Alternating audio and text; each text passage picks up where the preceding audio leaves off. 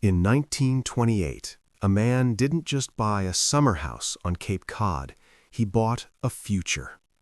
6 quiet acres, 3 modest white houses, 9 children trained not to dream but to dominate. The lawn became a battlefield, the dinner table a war room. One rule governed everything: win or be forgotten. And for a moment it worked. Presidents rose from those rooms. Power flowed through those porches. The compound became America's closest thing to royalty. But inside the same walls that manufactured victory, something darker was forming. A daughter erased, an heir lost in war, assassinations, scandals, planes falling from the sky, bridges in the night. 3 estates, 3 generations, a dynasty built for permanence, shadowed by relentless tragedy. This isn't just the story of power, it's the story of what that power cost. In 1928, a financier with restless ambition stood on the edge of Nantucket Sound and imagined permanence. He did not merely purchase property at Hyannis Port, he purchased position. 6 acres of waterfront in a Protestant stronghold, 3 modest white clapboard houses that did not shout but did not apologize either. Irish, Catholic, newly powerful. Old money on Cape Cod preferred subtlety, so the houses were subtle. But inside, the air vibrated with expectation. 9 children filled the rooms. Laughter, arguments, slammed doors, polished shoes lined in military rows.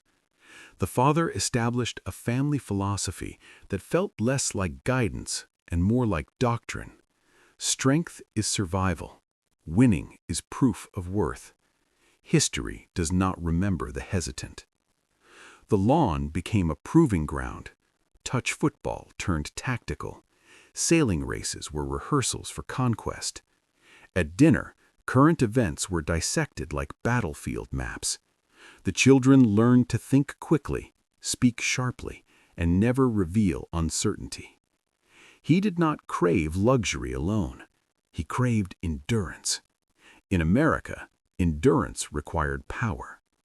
The compound evolved into a private institution disguised as a summer retreat.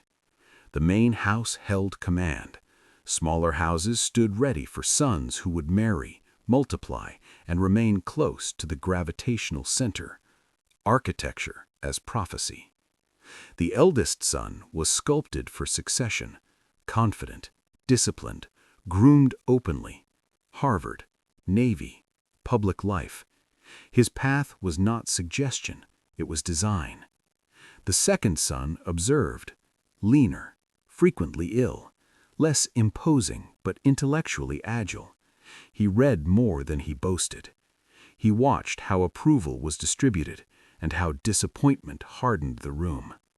Among the daughters, one struggled to keep pace, gentle, earnest, slower to process the rapid-fire tempo that defined family rhythm. She practiced handwriting until her fingers ached. She rehearsed social responses in the mirror before dinner. In a dynasty sprinting toward destiny, she felt perpetually behind. By 1941, a decision was made in secrecy.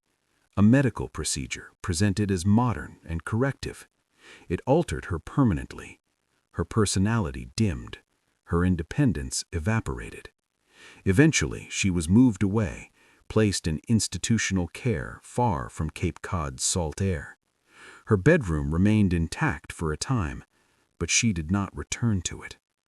The first fracture was not public, it was architectural, an empty chair at dinner no one discussed. Then, war intervened. The second son survived a naval catastrophe in the Pacific. His patrol boat was split apart in darkness. He swam injured men to safety through burning water. Headlines crowned him heroic. The family narrative adjusted slightly. The spare now glowed with possibility. But the heir volunteered for a dangerous aerial mission in 1944. His aircraft detonated mid-air over Europe. The telegram arrived with clinical precision. The compound, once noisy with competition, absorbed silence. The heir's room was preserved, bed made, trophies aligned, window open to the sea. The blueprint had shifted. The spare became the future. In Palm Beach, a Mediterranean villa served as winter court. Acquired during economic collapse, it offered warmer light and quieter negotiations. If Cape Cod trained warriors, Florida refined strategy. Political allies drifted through its archways. Conversations extended beyond cocktails into calculation. Ambition resumed. The substitute son entered Congress in 1946. Campaign planning flowed directly from the compound's porch. Money lubricated momentum. War hero mythology softened skepticism. In 1952, he challenged entrenched establishment lineage and won. It was more than a Senate seat. It was symbolic inversion, outsider ascent over inherited dominance.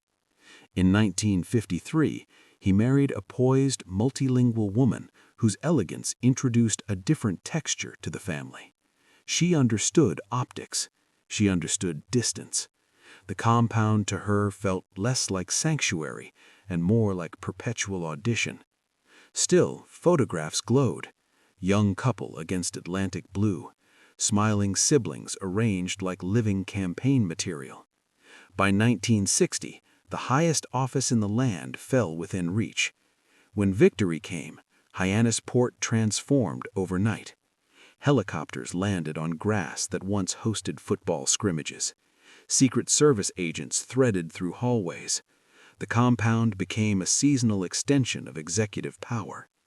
Images defined the era. Sailboats cutting across water. Children playing beneath watchful cameras. A rocking chair angled toward the horizon. For a brief, luminous stretch, the father's experiment appeared complete. Then, November 1963. Gunfire in a distant city fractured the narrative. Confirmation traveled through telephone lines that once traveled strategy and celebration. The compound filled with cars, siblings, disbelief. The rocking chair remained on the porch. The sea continued its rhythm. 5 years later, another brother stepped forward carrying promise shaped by grief. He had built his own household in Virginia, larger, louder, threaded with social causes and restless energy. Civil rights, poverty, justice. His ambition felt sharpened by empathy. In 1968, after winning a crucial primary, he was shot in a hotel kitchen. Another procession, another gravesite at Arlington. Back at Cape Cod, the patriarch's health collapsed.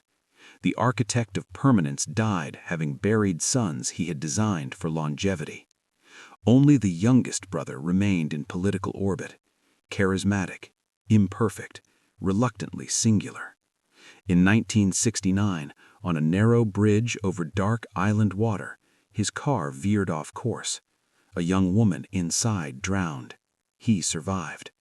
The delay in reporting the accident reshaped his future more decisively than any vote he would cast. Legally endured, morally corrosive. The presidency drifted out of reach. The compound endured hurricanes, elections, births, scandals. Grandchildren replaced the original competitors. Touch football resumed, though the stakes felt muted. But tragedy proved hereditary in its persistence. In the 1980s and 1990s, younger generations encountered their own collisions, addiction, accidents, plane crashes that folded metal into ocean. Each event reignited murmurs of curse and destiny intertwined. In 1999, a small aircraft piloted by a son of the fallen president disappeared into night sky over the Atlantic. Wreckage was later found beneath cold water. The ocean that framed so many photographs claimed another heir. Again, Hyannis Port absorbed mourners.